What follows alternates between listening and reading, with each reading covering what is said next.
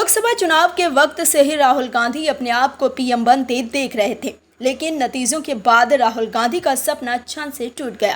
कांग्रेस के नेताओं ने राहुल गांधी को लॉन्च करने की खूब कोशिश की, लेकिन उनकी सियासी लॉन्चिंग नहीं हो पाई, जिसके बाद राहुल गांधी तिलमिलाए हुए हैं और मोदी सरकार के खिलाफ भड़के हुए हैं। लेकिन अब जाति विवाद के बीच कांग्रेस की एक और चिंता बढ़ गई है। कांग्रेस को अब डर सता रहा है कि इनके नेता राहुल गांधी के खिलाफ ईडी कार्रवाई कर सकती है। दोस्तों, कांग्रेस नेता राहुल गांधी हल्ला करने लगे हैं कि ईडी उनको कभी भी गिरफ्तार कर सकती है, ईडी कभी भी छापा मार सकती है। राहुल गांधी का कहना है कि उनके कथित सूत्रों के हवाले से पता चला है।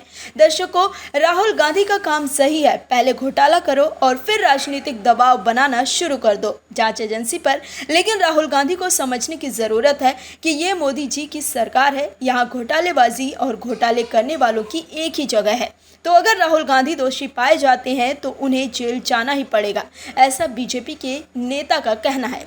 लेकिन क्या कोर्ट के एक फैसले से राहुल गांधी की चिंता बढ़ गई है और कोर्ट के उस आदेश के बाद राहुल गांधी को ईडी की कार्रवाई का डर सताने लगा है? राहुल गांधी के ट्वीट के पीछे क्या है बड़ी वजह, बताते हैं आपको इस रिपोर्ट में।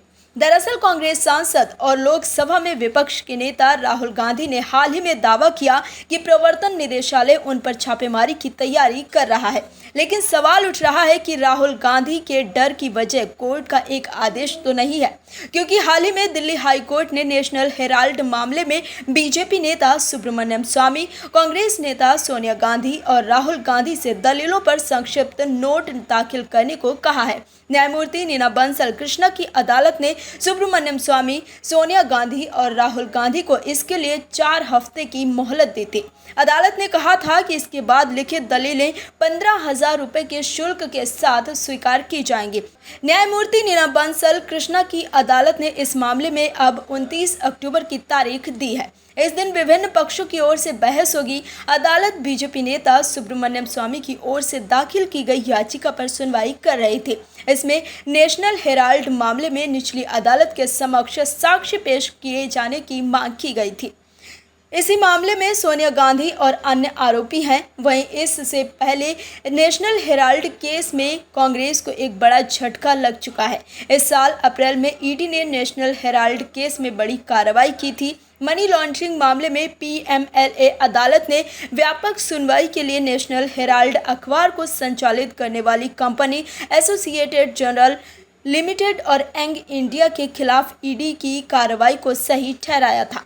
दरअसल ईडी द्वारा एजेएल और यंग इंडिया की 752 करोड़ की संपत्ति को कुर्क करने का आदेश जारी किया था, जिसे निर्णायक प्राधिकरण ने सही ठहराते हुए बरकरार रखा था। हाल के दिनों में नेशनल हेराल्ड केस में बड़ी कार्रवाई हुई है। ऐसे में क्या इस एक्शन की वजह से राहुल गांधी को अंदेशा है कि अब उनके खिलाफ कार्रवाई हो सकती है? राहुल गांधी के इस बयान पर बीजेपी ने पलटवार किया है। बीजेपी सांसद निशिकांत दुबे ने कहा कि वो वायनाड से ध्यान भटकाना चाहते हैं। वायनाड में कांग्रेस की नीतियां और कार्यकर्ता विफल हो गए हैं और वे मुद्दे से ध्यान भटकाना चाहते हैं। निशिकांत दुबे ने कहा कि अगर राहुल गांधी ने कोई भ्रष्टाचार नहीं किया है तो ईडी छापेमारी नहीं करेगी। ईडी भ्रष्टाचारियों पर छापे मारती है, अगर उन्होंने भ्रष्टाचार किया है तो छापे मारेगी। केरल में इंडी गठबंधन की सरकार है, वहां कांग्रेस के कार्यकर्ता और नीतियां फेल साबित हुई है।